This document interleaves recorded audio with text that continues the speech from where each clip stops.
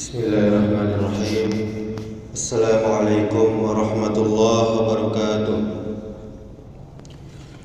Alhamdulillahi rabbil alamin, wal aqibatu lil muttaqin, wala udwana illa 'alal zalimin. Asyhadu an la ilaha illallah wahdahu la syarika lah, wa asyhadu anna Muhammadan abduhu wa rasuluh, amma ba'du. Alhamdulillah, siang hari yang cerah ini Allah masih memberikan kita begitu banyak nikmat. Di antaranya nikmat sehat, nikmat iman, nikmat Islam, sehingga kita masih bisa beribadah kepada Allah. Dan dengan nikmat-nikmat tersebut kita gunakan untuk terus beribadah kepada Allah Subhanahu wa ta'ala. Kemudian salawat serta salam semoga selalu tercurahkan untuk Nabi kita Muhammad sallallahu alaihi wasallam. Allahumma salli wa sallim wa barik ala Muhammadin wa ala alihi wa ashabihi ajma'in. Mudah-mudahan selawat kita bersambung kepada keluarga Nabi, kepada para sahabat Nabi, dan juga kepada orang-orang yang mengikuti sunnah-sunnah Nabi sampai hari kiamat kelak. Bapak Ibu kaum muslimin, kaum muslimat, jamaah zuhur yang dirahmati Allah Subhanahu wa ta'ala. Benarkah seorang suami menanggung dosa istrinya sampai dosa yang terkecil? Mengenai hal ini Allah Ta'ala berfirman di dalam surah Al-An'am ayat 164. A'udzu billahi minasyaitonir rajim. Qul aghairallahi abghi rabban wa huwa rabbu kulli syai' wa la taksibu kullu nafsin ila 'alaiha ولا تزر وازرة وزر أخرى ثم إلى ربكم مرجعكم فينبئكم بما كنتم فيه تختلفون. Katakanlah, apakah aku akan mencari Tuhan selain Allah, padahal Allah lah, dialah Tuhan bagi segala sesuatu, dan tidaklah seorang membuat dosa melainkan kemudaratannya kembali kepada dirinya sendiri, dan seorang yang berdosa tidak akan memikul dosa orang lain. Kemudian kepada Tuhanmu lah kamu akan kembali, dan akan diberitahukannya, diinformasikannya kepadamu apa yang kamu berselisihkan. Ini konsep yang tidak sejalan dengan syariat dan juga tidak sesuai dengan akal sehat. Bapak Ibu kaum muslimin, jemaah zuhur yang dirahmati Allah Subhanahu wa ta'ala, dalam syariat setiap orang, setiap hamba hanya akan mempertanggungjawabkan hasil dari perbuatannya masing-masing.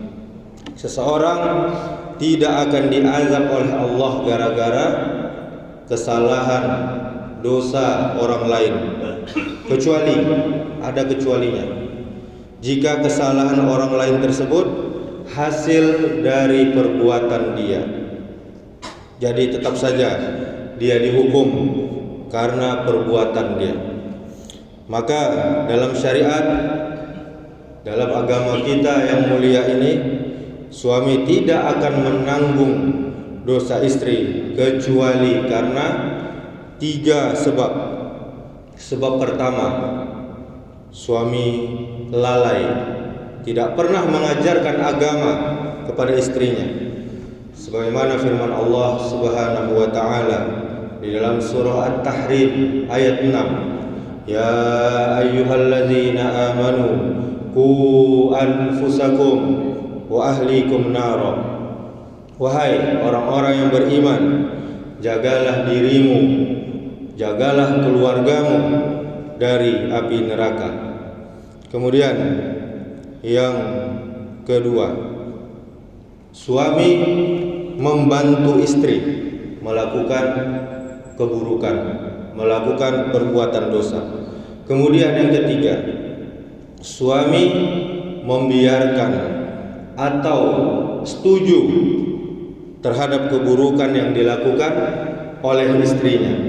Sebagaimana firman Allah di dalam surah Al-Maidah ayat 2, "Wa ta'awanu 'alal birri wat taqwa wa la ta'awanu 'alal ismi wal 'udwan wattaqullah innallaha syadidul 'iqab." Dan tolong menolonglah kamu dalam mengerjakan kebajikan, perbuatan amal soleh dan takwa, dan jangan kamu tolong menolong dalam perbuatan dosa dan pelanggaran, dan bertakwalah kamu kepada Allah.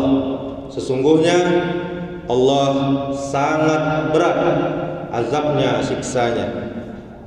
Bapak Ibu kaum muslimin, kaum muslimat, jamaah zuhur yang dirahmati Allah Subhanahu wa taala. Yang mana dalam 3 poin tadi, suami menanggung dosa istri karena kesalahan si suami sendiri.